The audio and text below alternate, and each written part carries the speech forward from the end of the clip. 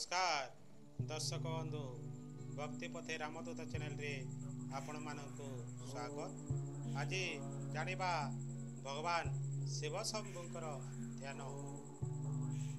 एही शिव शंभुंकर ध्यान जो व्यक्ति श्रद्धा भक्तिर सहित दिन करे थरे मात्र पाठ करे समस्त बाधा विघ्न तार कटि जाए।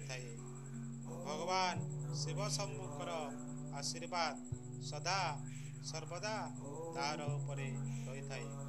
आसंतु जानिबा एही भगवान शिव शंभुंकर ध्यान।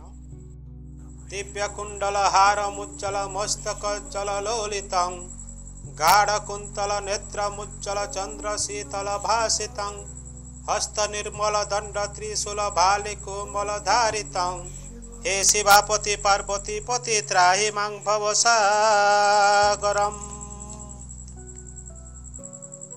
ब्रह्मरूपिणी विष्णु मोहिनी सर्वक्षेत्रिणी शोभितं देहधारिणी विष्णुवासिनी रूपकामिनी सूचितं देवकामिनी नागपद्मिनी सर्वसुरमुनि सेवितं हे शिवापति पार्वती पति त्राहि मां भवसागरम्।